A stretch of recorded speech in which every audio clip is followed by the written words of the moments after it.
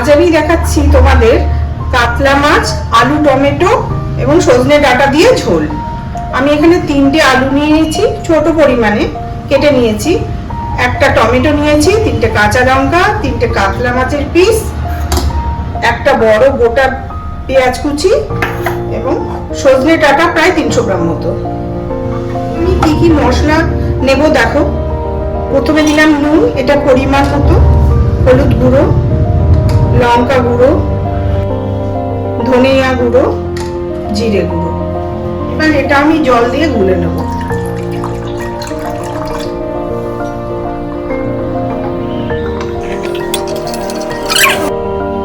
মাছের নুন হলুদ মাখিয়ে দিচ্ছি।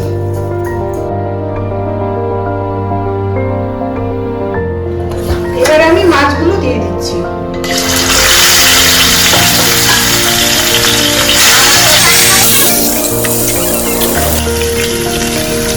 মাছগুলো এবার উল্টে দিচ্ছি।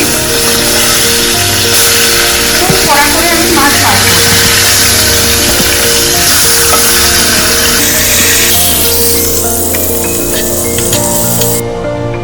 ওই তেলেই আমি আলুটা ফ্রাই করে নেব।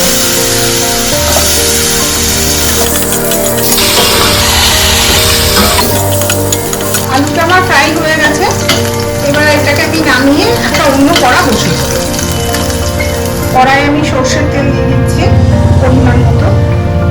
তেলটা গরম হয়ে গেছে, এবার আমি কালো জিরে ফোড়ন দেব।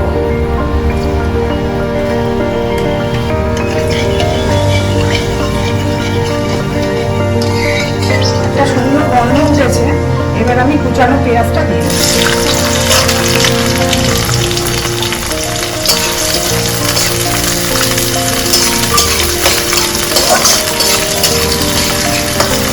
পেঁয়াজটা হালকা লালচে করে ভেজে নিতে হবে, খুব লাল না, একটু পিঙ্ক পিঙ্ক কালার আসবে।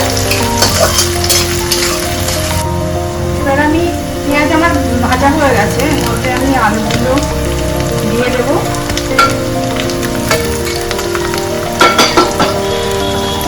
তার সাথে ডাঁটাটাও দিয়ে দেবো।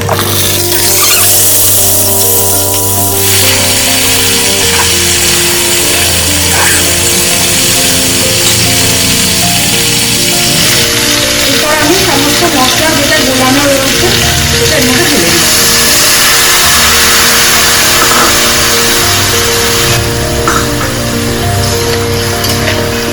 মশলাটা দিয়ে আলু আর ডাঁটাটা কষিয়ে নেব।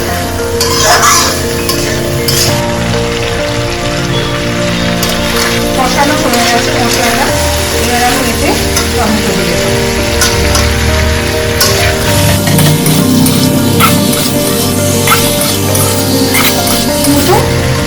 জল দিয়ে দেবো, যতটা আমি ঝোল খাবো ততটা আমি জল দিয়ে দেবো।